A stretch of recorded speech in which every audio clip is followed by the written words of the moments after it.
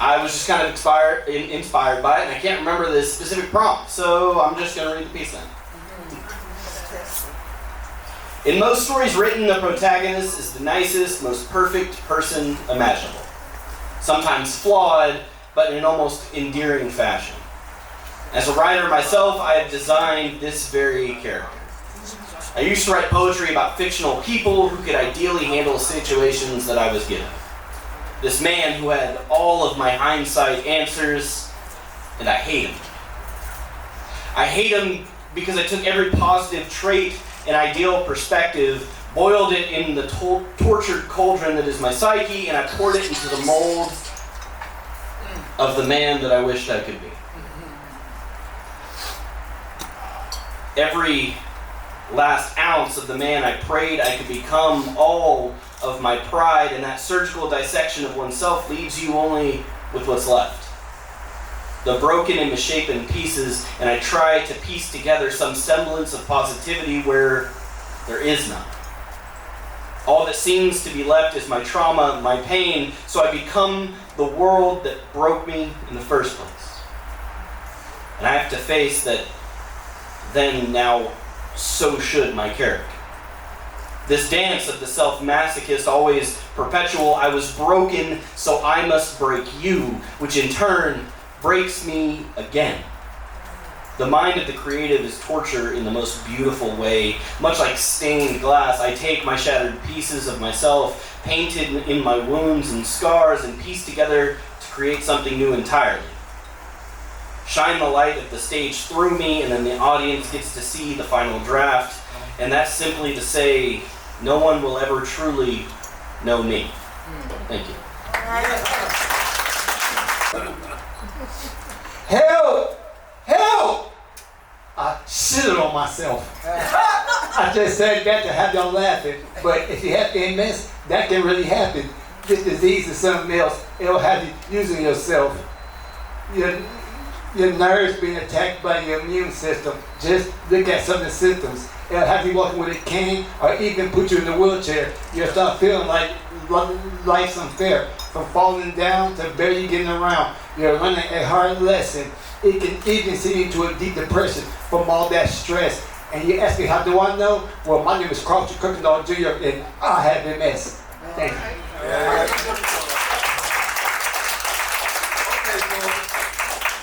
Okay, this next poem, my little big brother died 14 years ago, and it would have been his birthday in about 3 days. So I got this poem I did for him. All right. Okay, there are so many memories that's hard to let go, but if you was around, I just let you know that you have nothing to worry about, even though sometimes I had my doubts. Your son looked just like you from that part in his nose and the way he acts too. Then your princess is living her best life. Just know you did 2 things right. So rest easy and believe me, you left them in good care. Because even if they won't, I'm right there. Even if they won't, I'm right there. So I smile because I have 5. So I smile because I have 5 kids now. 3 Kirkendalls and 2 BJs, and I wouldn't have it any other way. You might ask me why I do this, and the answer is simple as to be. Because if the shoe's on the foot, he'll do the same thing for me. Rest in peace.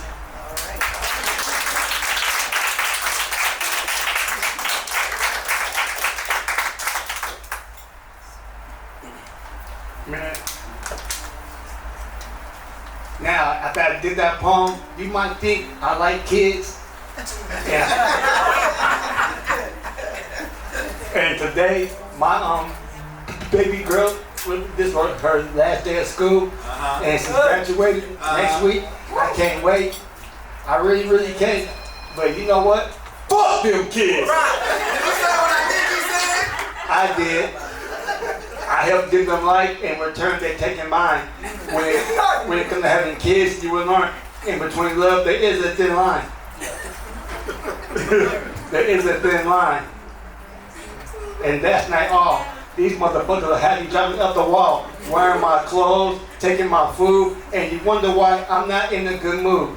They just worked my last nerve. I probably done killed one of them if I wasn't smoking herb. As I look in that crowd, I see them cold stares, but I don't care. I'm just saying how a lot of y'all feel. Like the late great Bernie Mac said, I'm just keeping it real. So I guess it is what it is. But I stand on what I say. Fuck them kids. It's not mine. Some of you may be familiar with it. It is entitled Water of Your Bath. The first time I heard this, I thought it is a love letter, but I thought it was a love letter from a man to a woman. And I found out that it was a love letter from a man to a man.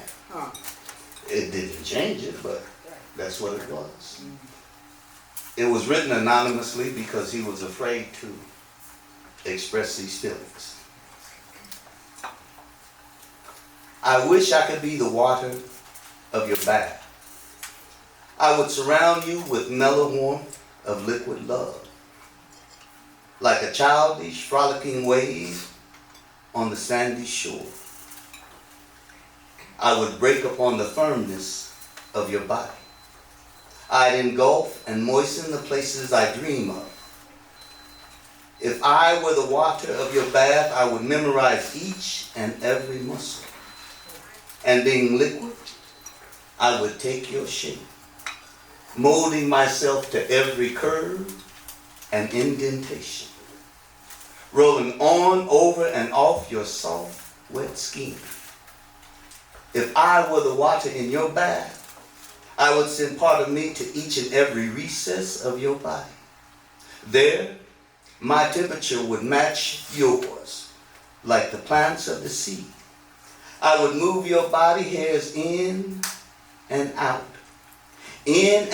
with the tide created by your movements playfully.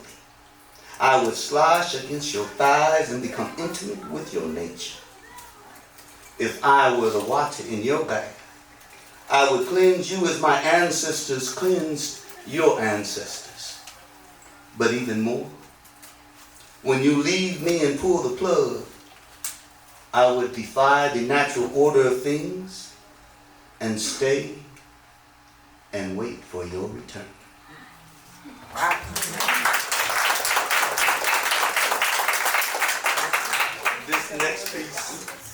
This next piece, I guess I've known it long enough that it is in my head.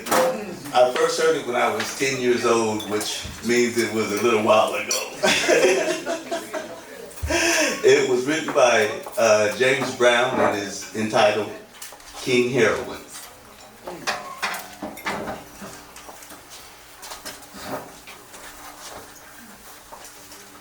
I was at home sleeping the other night when before I do this, I don't have a shirt because I was ironing and I burnt my damn shirt up and somebody asked me why I had my man coochie out. Okay, now back to the board.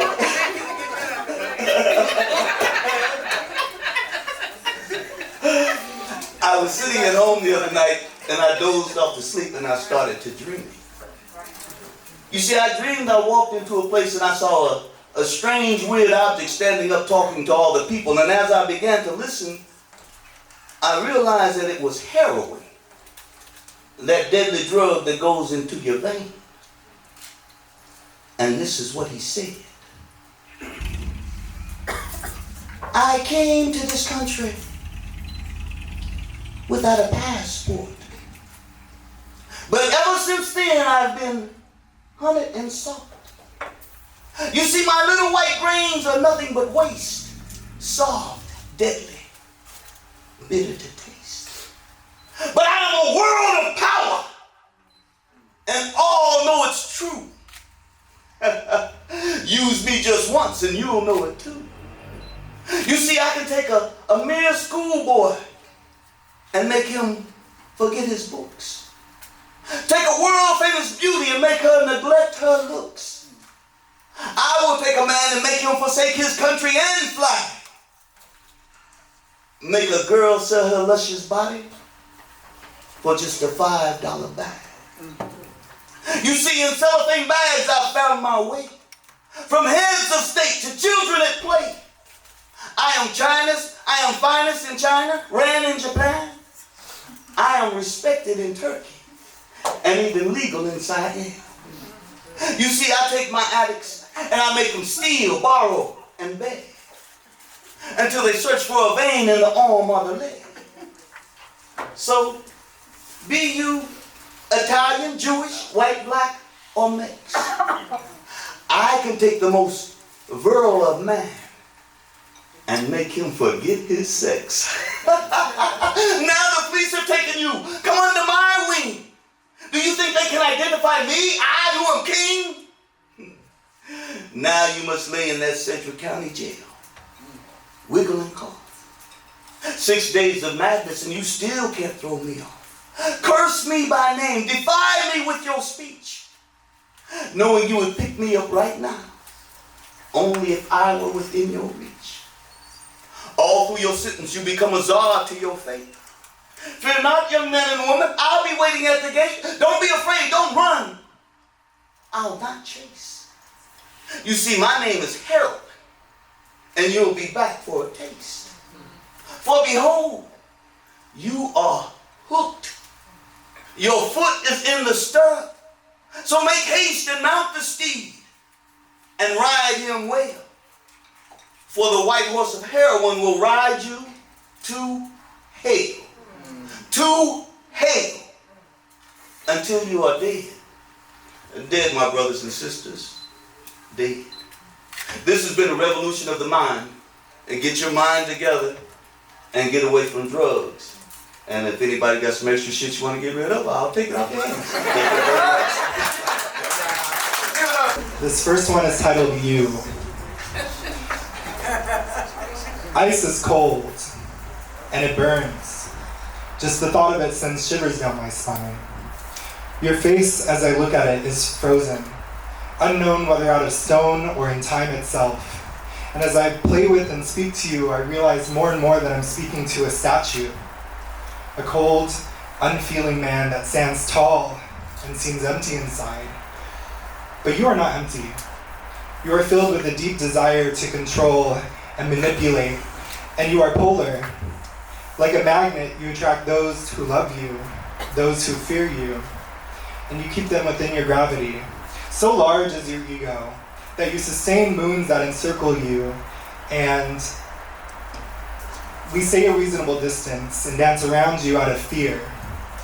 We have learned over the years that the closer we get to you, the nearer we are to destruction. And as every fiber of my being tells me to leave, you pull me back with a love so fake that I mistake it to be real. You are from hell. And you burn those who believe you are touchable. And just the thought of you sends chills down my spine. Thank you.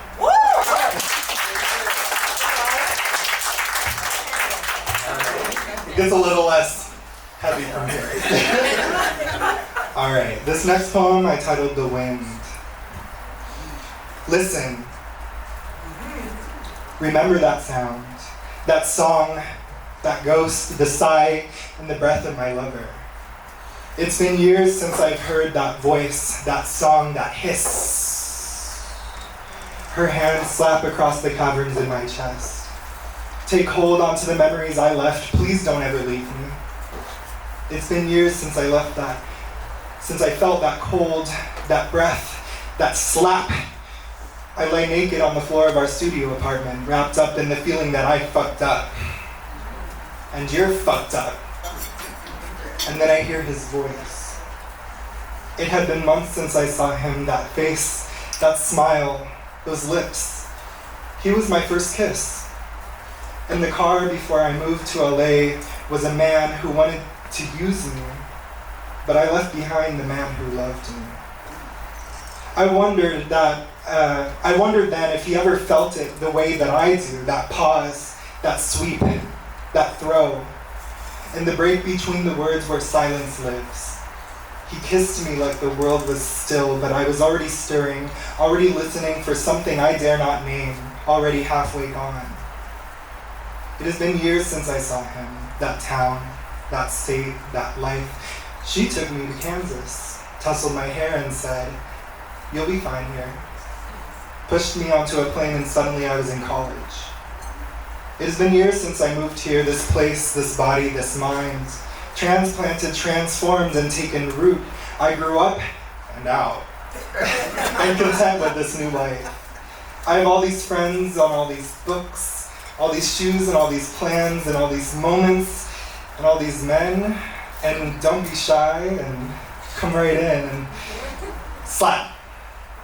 It has been years since I felt her love. I remember being wrapped up in it as I ran through the orange orchards and willow trees, the feeling of her stories on my face and the whispering of a summer rain. I know not where I will be blown to next. My heart yearns to return to the place when I first met him, the place where I had my first kiss, the place that I left behind. But the wind took me to Kansas, and she is the only one who loved me back.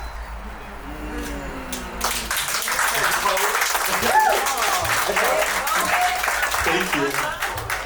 All right. A few more. Okay. This next one is called Skinny. I stepped into my old skin like worn out tights. As I fell into it, I could feel the various textures that manifested there. My heart squished between this new adventure and the memories of the old one. My soul stretched thin like silk, torn like a hard decision. My poor dignity scratched like the CDs I left in that abandoned storage unit. I could feel the phrases I collected over time fleeing ship, climbing aboard my slimy new skin, lice fleeing a child's head of freshly shaved hair. Laying the eggs of identity and personage once again, slightly different now, ready to evolve. This skin feels comfortable and familiar, but it does not suit me anymore. My body has changed, my soul expanded, my heart damaged, my mind made up. I began to peel it off again. A bruised banana skin, a worn-out rubber band, decay, transformation, development. Stepped out and hung up to be forgotten. A little less room in that closet, a little more hope in my heart.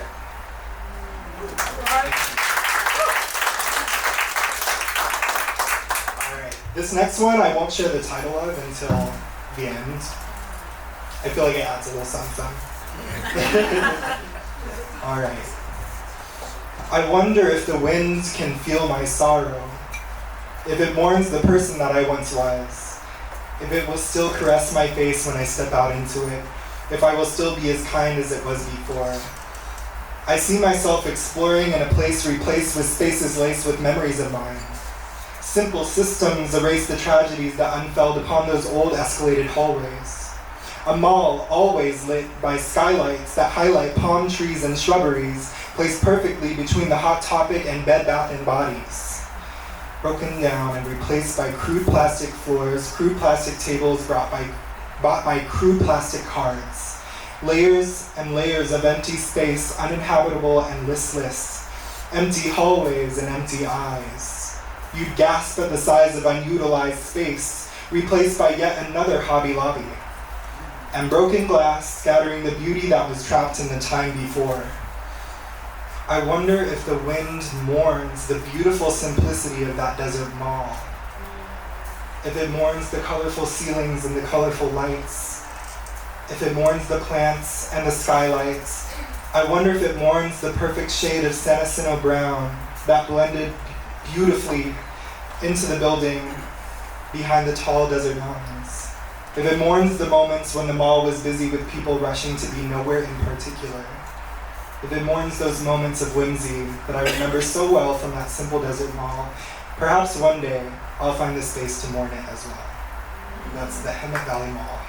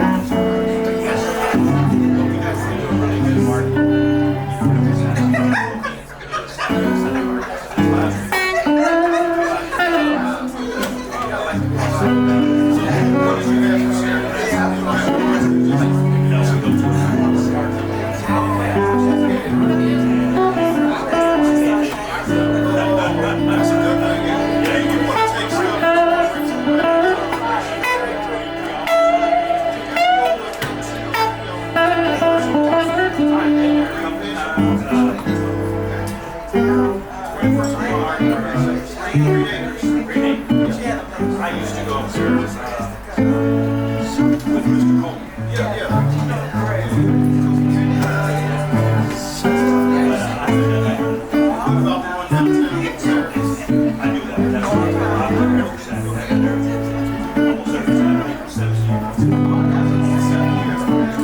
So you go there and you do the one out about the 4-inch bucks, don't you?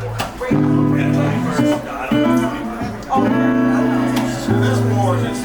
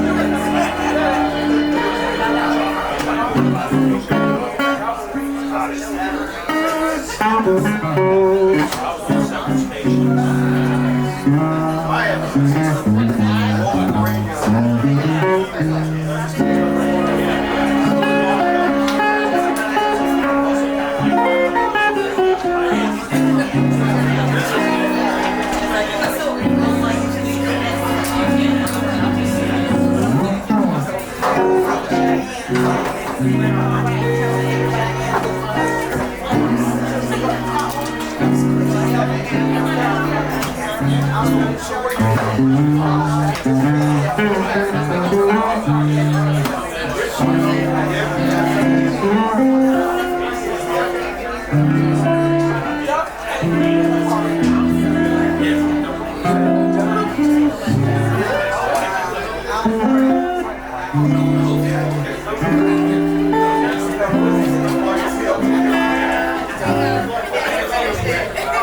Put y'all hands together for Mr. Gray, man. Sterling Gray. If I spit for equality over Beta Freedom Ring while most deaf, does that make me a black star? If my brothers kill each other over chains but charge police murder to the game, can I call that a black card? Out of the darkness of poverty and pain, sure, melanin illuminates the room. That's how black shines. But you ever wonder why we late everywhere we go? Odds are we're gonna be early to our own funeral. You sure you wanna be on black time? When the youth religiously rock hoodies like a jab, I call that a black shawl. When you kick back and forth on the national stage for political gain, I call that a black ball. When your enemies has a sniper's aim trained at your children's potential, all you'll see is black mist. When there's an untold number of cities burned and bodies left lynched and forgotten, that's a long black list. A decade, lost from family forced by falsified evidence. Bro served a black dime. Half the representation but twice the length of sentence. Sis was charged with a black crime. Guilty until proven innocent, that's often the black case. Using black hope to push white progression, motherfucker, that's blackface. Silently. Because like that tree in the forest, few are ever there to hear it. That's how black cries, violently. Because our view of humanity has been socially constructed to equal savagery. That's how black dies. Yet surface level conversations often end up ocean deep. Because that's truly where black lies deep. Beyond your perception of what can and can't be deep. Like visions of gains focusing on change we've yet to see. I speak for love, justice, and unity. That's my black answer. Multiplying in this energy exponentially until you radiate to stop me. I'm a black cancer. My lines glide like my rhymes were a baby by Alvin Ailey or Misty Copeland. My baby's a black dancer, feeding the kids by day and busting shots at the system by night. My poem's a Black Panther, critically attacking your lack of reparations paid. That's a black word. Mesmerizing the world in the midst of terrorism with our song. That's a blackbird cage, but full of untold passion and love to bring change. That's a black verse. To be African American and conscious is to be constantly enraged. That's a black curse, so I split frequencies to heal the core of our struggle. That's a black station. Overrun with ignorance but still determined to overcome. That's the anthem for a black nation, inebriated. Off screenshots of love and support from my community. That's a black buzz. Living unapologetically because sometimes apologies are the last thing you'll ever get. That's black love, the power of my voice. Plus the truth of my speech can cost me my life. That's a black risk, but I stand 10 toes down, wishing a motherfucker would, raising a black fist outright. Because so much of my life was given to me through the prism of being black, yet rarely matched to the richness of cultures my ancestors knew would have dipped my soul like smack one hit of this black shit, and I was head over heels. So if you really question if I care about black folks that much for real, trade your curiosity for me an opportunity to show you a truth that you can feel, then wear pinky swear on, because that's a black deal. Motherhood is exhausting. It's non-stop feedings, diaper changes, cries, and coos. It is the trenches, child. It's your baby crying, looking at you crazy because now all of a sudden you crying too. It's sleep deprivation and attachment. It's watching your child grow right before your eyes like magic is tough. It's feeling like being Superwoman just ain't enough, and some days it's battling postpartum depression and desperate need of some sun rays. It's wanting to be yourself, but no longer knowing who that is. I said it's wanting to be yourself, but no longer knowing who that is. But it's staring at your child, admiring and saying, damn, I really just had a kid. It's struggling to find balance. And in endless times you sigh in defeat is, do I eat, sleep, or rest while this baby is asleep? But it's also a blessing. Like God wrapped an angel in a womb and sent it to you straight from heaven. It's falling in love with someone you just met. It's precious moments embedded, so there is no way you can forget.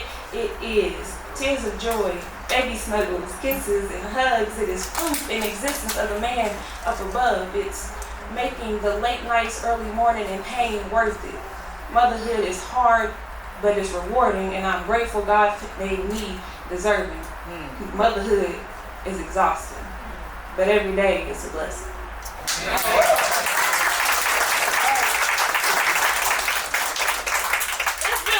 Since I've been up here, I'm rusty. I won't say I'm nervous because I feel like I'm home, but I got one more piece for y'all. Is that all right? Yeah. Oh yeah. Barbie never told black girls that they were beautiful. But my mother, y'all, she laced love. Ooh, sorry, let me run that back. I'm gonna give y'all a rewind. Come on, rewind. Rewind. Barbie never told black girls they were beautiful. But my mother, she spoke words of affirmation laced with love into her womb starting at the first trimester. Manifesting this black girl magic, she told me my skin was equivalent to gold. I like coffee. With no cream, my skin was black and bold, brown sugar, sweet, dripping honey like I was Queen Bee. She made sure I always recognized the queen in me. And she tilted my head so that my crown wouldn't fall. The Libra in her would always lift me up at my lowest, even if that meant she had to take on some extra weight.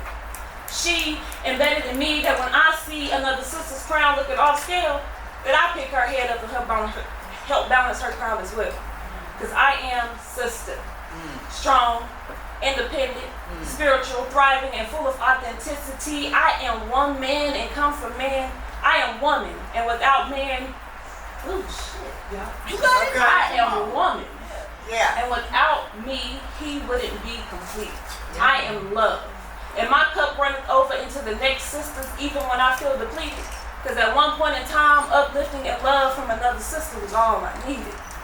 I am Mary. When I see she, I see me. Therefore, I make sure I remind her of her beauty. Because I am sister, and I can't help but to uplift her. Because she's a reflection of me and I of her. And although Barbie never told black girls they were beautiful, because my mother spoke words of affirmation laced with love into her womb, she never had to. So, dear black and brown girls with the perfectly melanated skin, you are beautiful. Despite society's projected perception, you are beautiful no matter your age, height, weight, shape, and complexion. You are beautiful down to every crease, crevice, stretch mark, and fold. Divine beauty is the secret Victoria never told, so forget a team light skin, a team dark skin. All that was created to divide. Because your shade of brown and black is equally divine. It is blinding and bodacious, it's cultivating and creative. So, dear brown queens, never remove your crown due to others' intimidation. Due to others' intimidation of you. And never let someone tell you you can't, because there is nothing you can't do. Miss James. Alright, I'm gonna do a couple poems for you. There's two things that you can do when you're on the stage.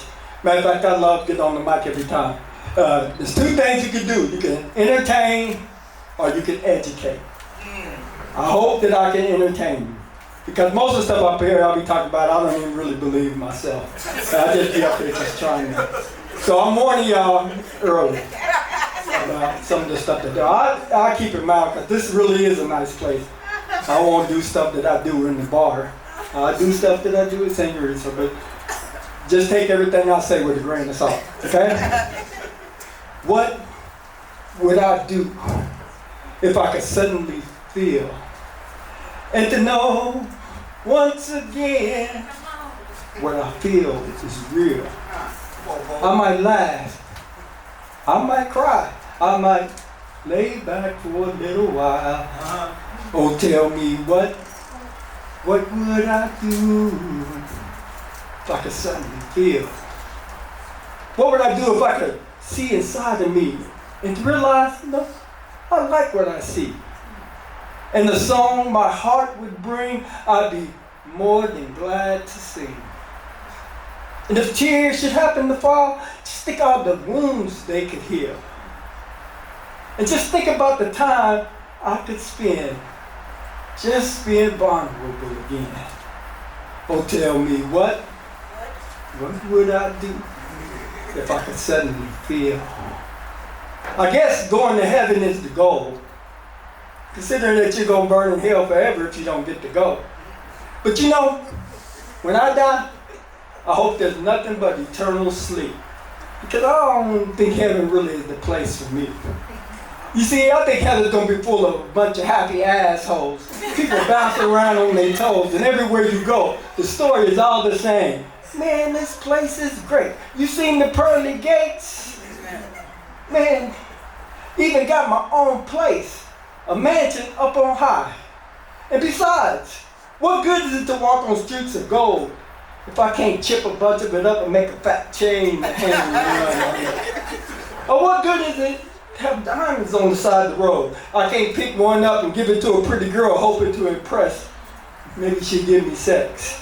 Some of the guys out here might know what I'm talking about. Think about it. You'll never grow old. You'll never grow tired. There'll be nothing really to do. You'll have everything that you need. And my family's going to be there. Oh, God.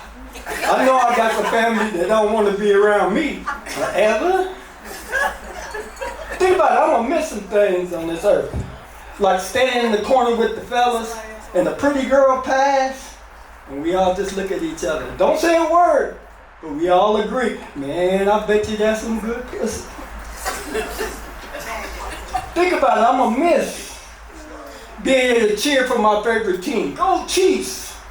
And then to be able to bitch when they lose. All these clowns don't know what they're doing. Being so hungry, it's like I got angry dogs in my stomach. And then getting my favorite plate of food. Sitting back, feeling good after I done ate. Looking forward to an afternoon nap as soon as I masturbate. Soon some of the guys might know what I'm talking about. You see, I'm gonna miss running a 10 for 2 while playing spades. Falling on a nigga in the tonk game. Catching my number in the gambling joint, yelling, "Dominoes, motherfucker, give me my points." You see, all this gonna be lost if you go to heaven. It's gonna fade like a dream when you find yourself awake. Because in heaven, all you're gonna wanna do is sing God praises all day, every day, every day. After 10,000, 20,000 years of that shit, I'm gonna forget what it's like to, what's real. I'm gonna be walking around heaven all day singing, what would I do if I could suddenly feel? Come on. All right, we got anybody in here that go to the gym? I know my boy, I see him in the gym at WSU all the time. Anybody else? No gym rats? There's some in the corner here. There's some of y'all might know something about this for me. It's about the gym. I can't wait to hit the gym, get it in. Can't wait to do some reps on the bench press. And this Monday, it's a full body day.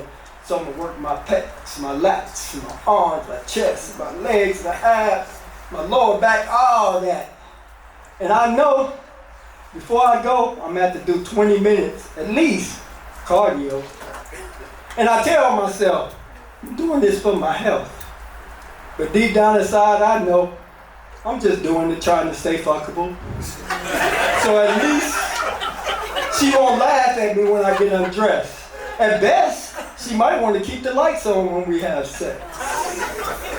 I don't want to be falling off halfway through the night, huffing and puffing, breathing all heavy in her face. I want to be in shape enough to last long enough to give her a chance to finish the race. I don't want to be a oops, where she look at me and say, damn, what did I get myself into? I want to look good enough so I can send sexy pictures over my phone. Maybe I'll be lucky enough she'll call me when she's home alone. See, because I know in the end, time is going to win. And I'm going to grow old and my body going to fold in on itself and I won't be able to reach things on the upper shelf. Be sliding my feet, watching my steps, don't want to slip, trip, shatter my hip. Have to make that 911 call. I've had a bad fall and I can't get up. Slowly become a burden to the ones I love. You know, I get so old I'd be looking for my keys all morning. Find them hanging in the lock on the front door. Walk into a room and think, what the fuck I come in here for? You know, be so old my back start hurting and I won't even know why. Stub my toe and think, this is how I'm gonna die. But you know what? That would be when. And this is now. So I'm gonna hit the gym, get it in. I'm gonna try to save what little I have left. I'm gonna try to keep what I know can't be kept. One more. I like getting on the mic. They say I got 10 minutes, but I know they're gonna let me get on. I get one more. The Whitney Houston poem, I always close with this one. For those who haven't heard it, I just wrote it trying to be funny, you know, it was one of them, somebody asked me to come do a show and I just wrote something. But this is about Whitney Houston, because when she died, it just got on my nerves, everybody calling me.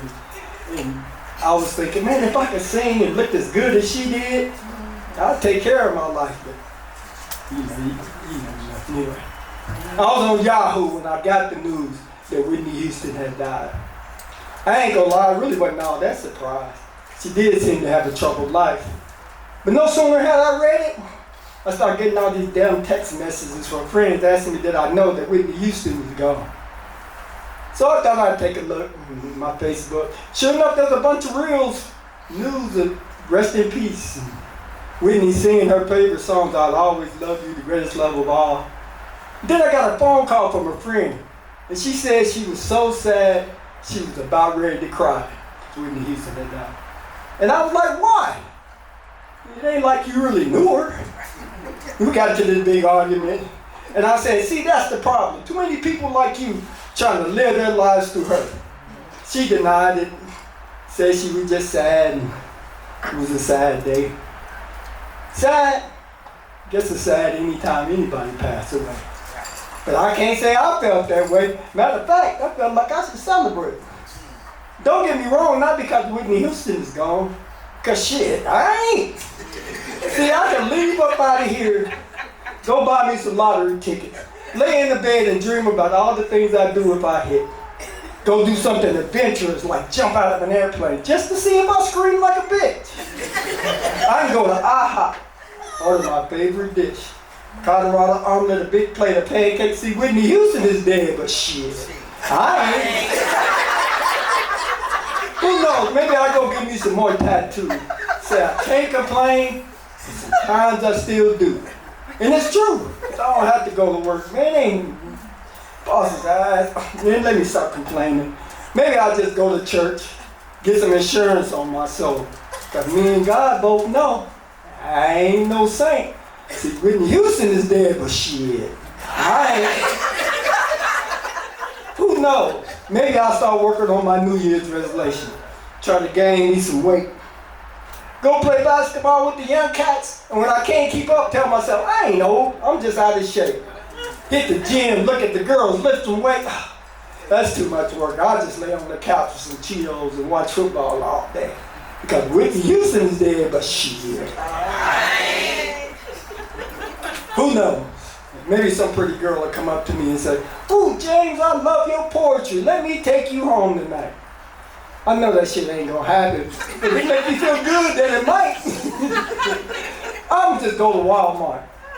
Walk up and down the aisle.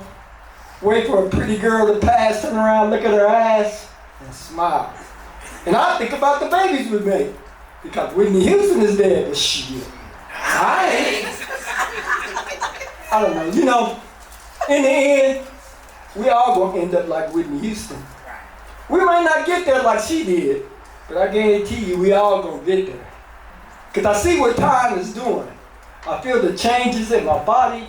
I see the lines in my face. I'm telling you, life is plenty precious when you realize you got less of it to waste. So, in the morning when I rise, I guess if I rise, I'm going to look to the sky.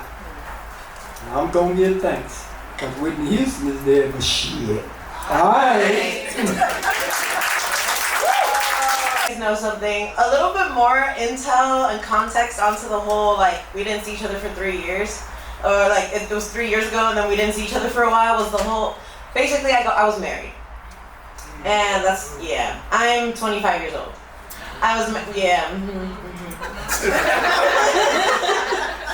married, and I kind of got really depressed around that time period when I was reciting poetry, and then I stopped going, and then I got divorced. Woo! Amen! Hallelujah! God will do it! Woo! Saved me! Amen. Yeah, there's so much more context. I could drop some lore here. In the next few months, I'll just keep coming back, dropping lore little by little breadcrumbs. It's kind of fun. But basically, with all that being said, I needed community. And funny enough, God's timing is so beautiful and so miraculous. We don't even know what's going on in the, behind the scenes. It's so funny. Because it's like, I almost moved out of that apartment building. I hate those apartment buildings. They suck. Oh my God. They turn off the water at least once a week. Damn. So annoying getting up. I'm unemployed right now. So it's like I get up, I'm over here trying to take a nice morning shower at 10 a.m. and then I come to find out the water's off. I'm like, damn. All right, I guess I'll stink all morning. I ain't leaving the house all day today. Yeah. So I almost signed my lease to move out. That's what I wanted. That's what I prayed for. But your prayers are not always gonna get answered the way that you want them to.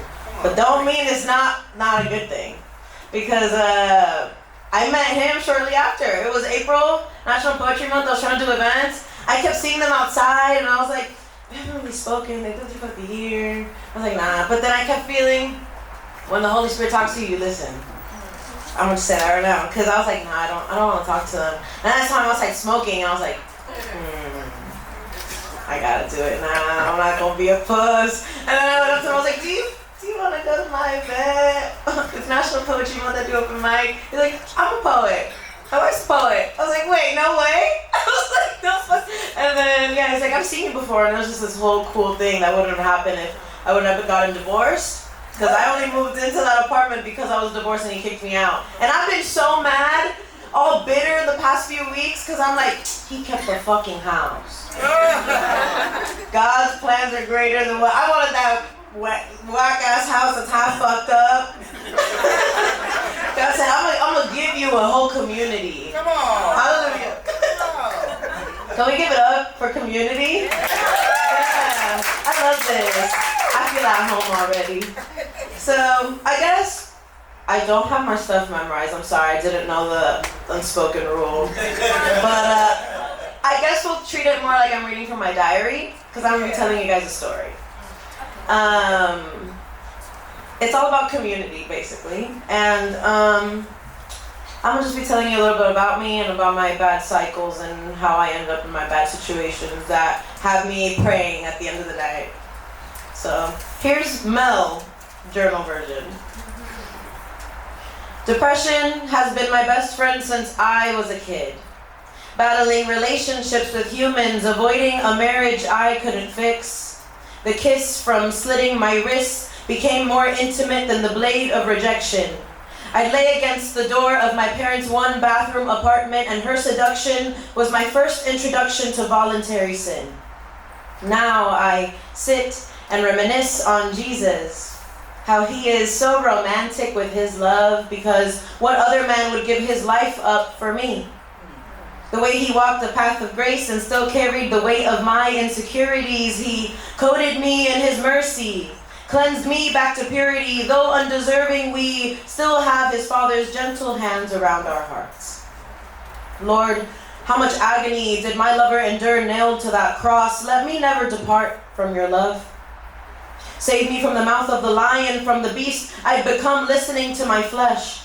Teach me to be even just a little less selfish, to walk in the steps of your righteousness. Satiate my body with thee, living bread. Your Holy Spirit dwell in my midst and quench this thirst with your presence. Oh God, why is it that I never feel enough? I'm struggling to live satisfied with your touch alone. I've never known love before. Then I opened up and listened to your word, learned it's dying to self. It's nailing myself to a cross built to punish somebody else, because God is love, and the word of God resides in Jesus, who now lives in us when we accept his presence. All flesh and bone and blood and more blood, every ounce of it dripping and drowning the sin with sacrifice and risk of humiliation. It's stepping in somebody else's place when the weight of their baggage is too much to bear alone. The love of the Lord is patient and good. It holds enough self-control to kiss the cheek of your enemy, get home and pray for their soul, because man was never meant to fight this war of principalities alone. Plus, they live 6 feet away. Love starts first in your local community. It's found in unity without shame, leaning on Jesus to make our path straight when we've lost our way. Guidance through the only light that never dims, even on the darkest and cloudiest days. The biggest flowers bloom on the rainiest of days. Fertilize me, O Lord Almighty, pour your charity into my veins. I heard you bottle up my tears. Well, this valley has been arid, barren, and desolate for some years. How will you return to me? Friendship. Friendship is the epitome of God's graciousness. the divine fragrance of his existence within us. Being a friend means setting a plate for my enemy at the table during Christmas, because to him is who I submit. Because his love is the best gift I could give. Thanks to the Most High, by his great design, I've been created. So I sulk in rejection and contemplate if I'm enough, when I've been saved and submerged in the renewal of Christ's everlasting love.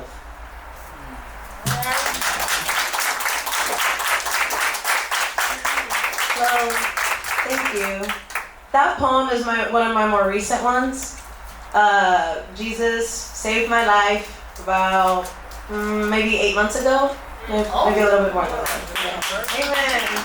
And before that, I was an alcoholic. I was just an addict all around, and I was really depressed. Depression was my best friend.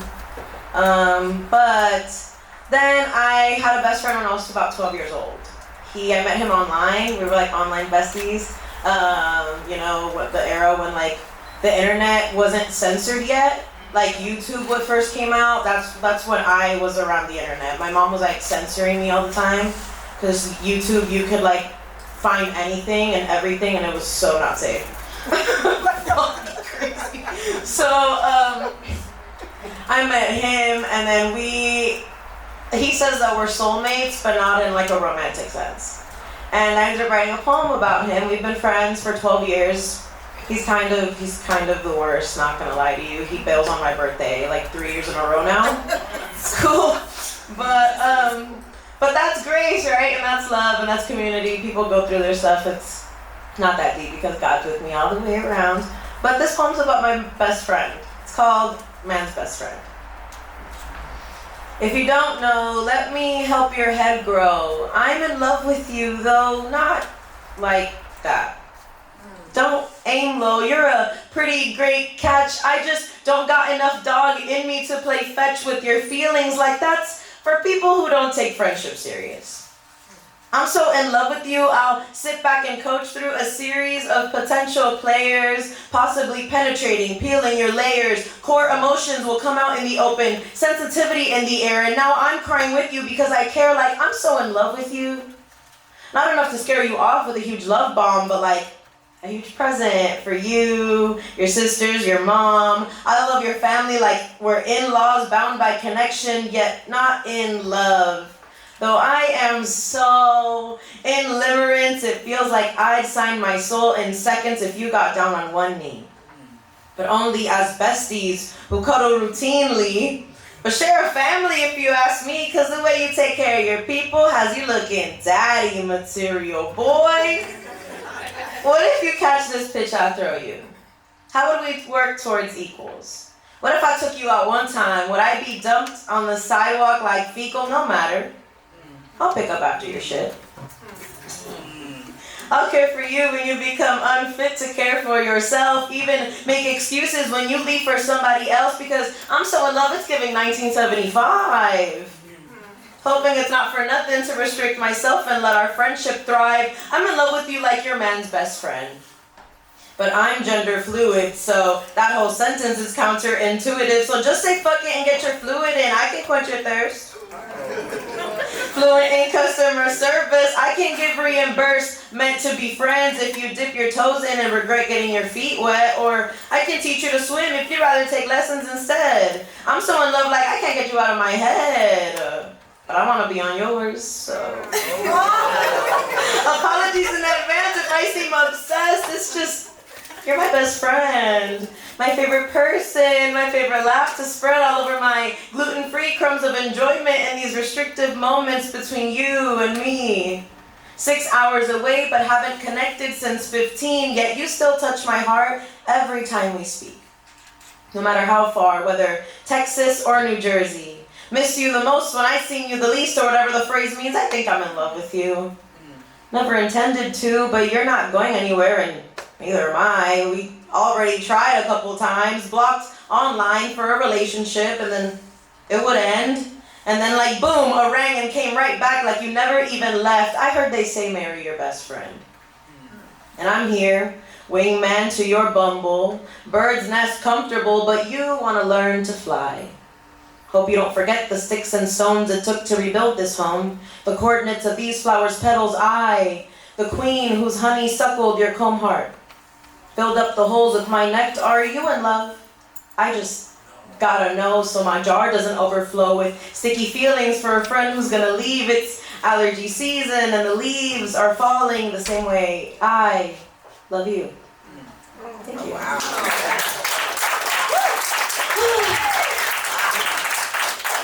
Young love. Young love. And then I got married at 18. I also did that behind my parents' back. Yeah. It's okay because, you know, people always think that like God is like wrathful, like he has so much wrath towards people. It's like, no, that's the consequences of your own decisions. Yes. Girl. My mom told me so. My mom got married when she was 15 behind her mom's back. And she told me about it my whole life. I knew about it. And I said, you know what? You know what sounds like a really good unoriginal idea? I'm gonna get married the second it's legal. Let's try that. Stupid. But crazy enough, that wasn't the time that I felt first like I fell in love. Yeah, I know, right? I first felt like I fell in love actually very recently. I met this guy at my job. I have this issue where like I catch feelings for my friends because it's like my closest person to me, and then like we talk 24/7 and they're a guy, and my dad was emotionally unavailable, so then it just plays a part, all of it in some way. So then I'm just kind of like, wow, you listen to me when I talk. Let's hang out like every day forever. But this guy actually really listened to me all the time, and he was really witty and funny, but I felt like everybody knew. My friends are here to testify. He was leading me on, I think. Yeah. We're not talking right now. He actually knew I was coming here, and then we kind of stopped talking recently, so it's kind of sad. But anyway, that's beside the point. There's a poem about that, though. Not beside the point, completely the point. I'm sorry. So this is called, it's a poem about pondering. Mind you, I shared this with him, so don't keep that in mind while you hear it, because that's going to make me feel like you're judging me. But just for later, keep it in mind and then judge me on your way home. That won't make me feel that bad. Because I'm judging myself now, and I did when I first wrote it, because there's no way. Basically, we became really good friends, and then I started pondering. It's called Poem on Pondering. What if we would have hooked up? Just once. What if it were just a fling and I never learned a thing about the pain of falling in love? Then what? I can't help but think, what if it were better kept as lust? If I just got too attached in the process and I should have done less to not get crushed? What if we fucked up? I can't help but wonder if we're toxic. Picked my poison carelessly just to get addicted, killing myself slowly with this yearning of your attention. Convinced ourselves it was friendship to avoid our ignorance, delusions. I can't help but be stuck on stupid when your eyes lock with mine. When we talk and my voice goes like 3 octaves high, and I'm tilting my head to the side because my focus is all yours. Maybe that's why I think I've always liked you more. What if we entertained it too long because we were bored? Too much time and idle hands. What if we didn't work together anymore? Maybe we just saw each other a little too much. What if we created some distance between us? Would you still yearn for my jokes? Would you go out of your way to see the glimmer in my eyes a little more? Would you risk getting close to feel my abrupt pokes in your rib? What if I'm pulled to your side because it's just instinct? I'm gravitating towards something you're missing. Do you have both your ribs? I don't mean to ask so many questions. What if it's more than physical attraction? If fools rush in and I'm not just stupid out of habit, what if I can't help but feel this way because it was destined to fall the way my heart did when we first locked eyes? What if there's a reason you're constantly racing my mind? I pray for you when I'm up in the middle of the night. So what if my heart rejects you but our souls are already tied? How many times must I pass you by before you turn my way? How much more should I give for you to start to take? How many coincidences will it take before you believe it's fate? Well, God gave us free will, so I'll just keep choosing to stay.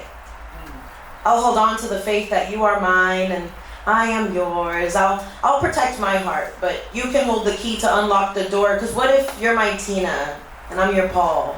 It's an inside joke. You wouldn't get it.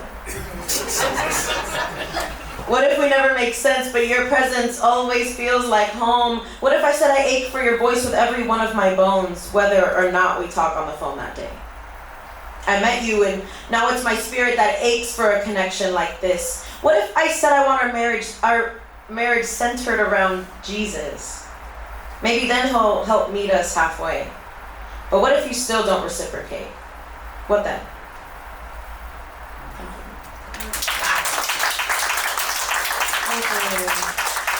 That one, honestly, was a last minute decision to recite because I feel like it creates this vision that I'm delusional, which I know, because it's like he was leading me on, but it's like the whole time there are signs pointing to he wasn't interested in leading you on, and I just decided to ignore all the red flags and pretend they're green and I'm colorblind all of a sudden. I was never diagnosed, but I'm doing it to myself right now on purpose. But, to be honest, that has been my cycle this whole time. I crave connection so bad that I yearn for the first person who wants me, and since men were very easy to attract as a kid, which is very sad to say, but it's kind of like a thing of like you were taught that that's why how you're wanted in life is like luring men to like be your friend and like being the girl that's always really nice to the guy that bullies you because he might really like you, so just accept the bullying and the harassment, and it's bullshit. Yeah. It's bullshit. But it tends to put me in a difficult situation when it comes to friendship. So I'm still trying to figure out community, and I feel so happy to be here because this feels right.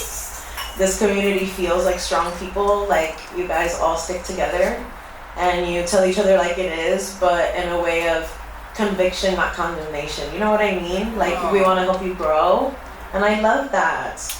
But I have two more poems for you guys, if that's okay. One of them is about, this next one is about my cycle of my friendship, but like all of these are about different guys, mind you.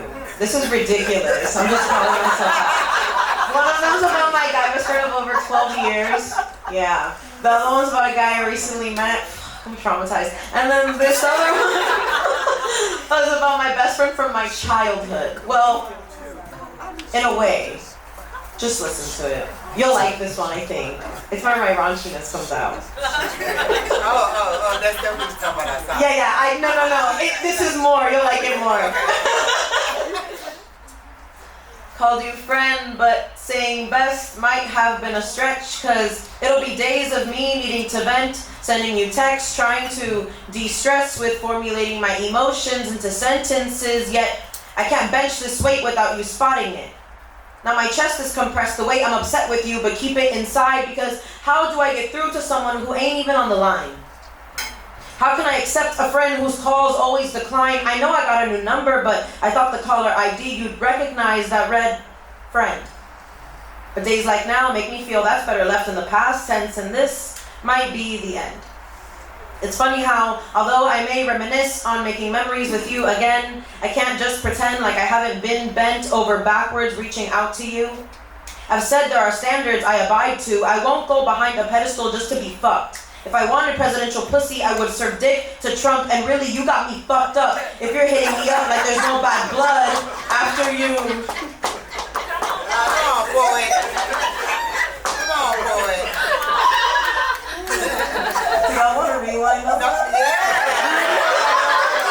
Everybody got stuck on that. Alright.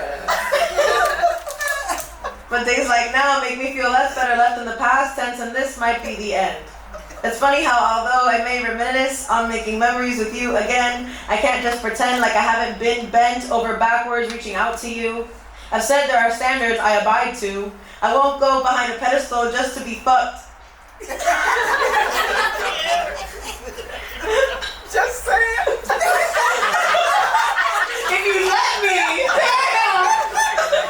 If I wanted presidential pussy, I would serve dick to Trump. And really, you got me fucked up if you're hitting me up like there's no bad blood after you. Called me friend just to fuck, but stopped showing up when life got hard. Like you're addicted when I was sucking it, and then you sticked it in and got addicted, and like addicted, you couldn't handle it, so you dipped in just to vanish. Restricted conversation now, but then we were talking crazy in Spanish. Somehow we're so distant. Grew up in the same town, but living on 2 different planets, yet call me friend, cause I'd still build a rocket ship and fly it to wherever your mind is. Bring you a helmet so you're not lacking oxygen. I'm not here to take away your breath. My only intent is to breathe life into your chest. All I wanted was to see you reach your best, but I got pushed down the steps in the process. Now you're so high, but with no vision. Toxic minds can't make sane decisions. Bird's eye view, but its eyes were squinted, so you misread my sign language, speaking in tongues with the nymph I manifested instead. Ignored the 444 tatted because you were focused with that head, but I guess you lost your mind in between my thighs, how you left my text unsent. How about you go see a therapist and get a second job? Curing this trauma bond is gonna cost, and call me dumb because I pay the price. I'll get the funds into my card and you just swipe. I'm the hopeless romantic who'd go broke just to see the riches in your life.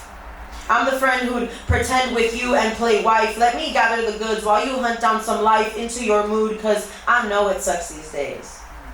Let me be the friend your partner will be afraid to meet because I'm so VIP.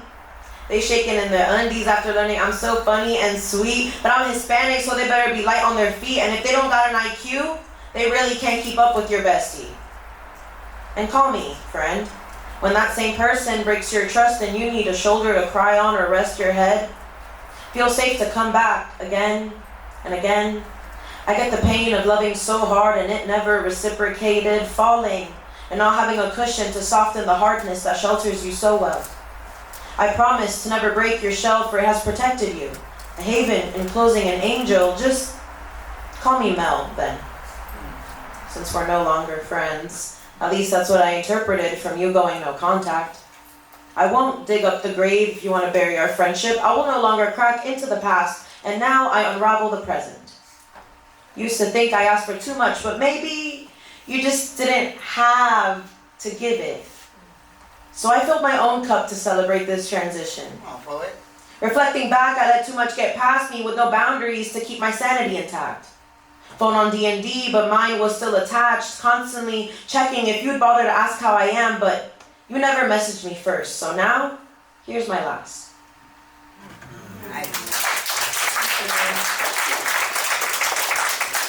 Thank you, and I have a last one. This is a poem that I wrote to the entirety of the cycle of rejection.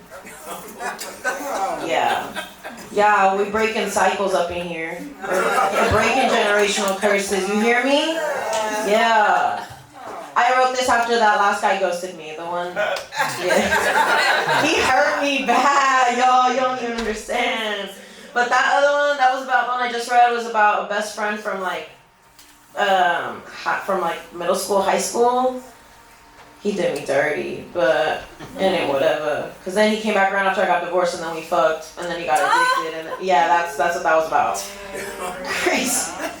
Don't judge me. Oh, okay. Well, rejection once was my best friend. No benefits from getting with him, though a delusion with no truth to back it with. So rejection is presented as a man. No guessing his intentions, just tense when his presence at hand. Breath incensed with oxygen, his essence an intoxicant. Lustful and promiscuous, gives wishes with no promises. He's intrusive because the truth is all he ever wanted is an abusive fuck. For the illusion that not all men, rejection sucks, just give up more body to get the language of love. But rejection, now my nemesis, remind me who you are again. I'm on a bargain with infectious misconceptions of attention and the lack of it. I want to be wanted, but not because it's convenient, yet I struggle to get comfortable in the growing pains of lenience. Rejection, your consistence to build hesitance within me is the easiest bond I know. The commitment from abandonment is assurance that in the abandonment will always tell you no. So, what's the dose? How much till I choke on the shame? How many hits of rejection's fist should I take to fuel my rage and break the chains of his traumatic ways? Rejection, your numbing pain intoxicates like Novocaine. I get hooked off expectations and silenced by the ball and chain. Rejection, you're the most vain. I need give and take to sustain a friendship. So our connection must end with a question. Rejection, how could you leave me with this contradiction? I'm always too much, but never enough. It's an addiction to gain your love. An oxymoron. I'm introspective, but without question, I'm consistent at looking dumb. I refuse to accept you, rejection, as my one true love. Your cravings are inconsiderate, but selfishness is a bitterness I will gladly roll off my tongue. So instead, in the rejection, I will tell myself yes when my own confidence is gone. Thank you, guys. This is my first ever featured set, and I have loved every second of it. I love y'all. Can we give it up for this crowd? For Black Soul, for what he does? Soul's dope.